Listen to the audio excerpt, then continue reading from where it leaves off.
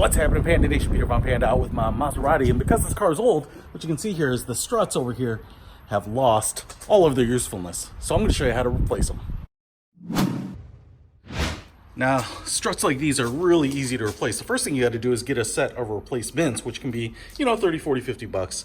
Then you're going to grab a flathead screwdriver and get the old ones off. Now, to get the old struts off, they actually have this little metal collar that you can see here, and that kind of holds this ball in this socket here.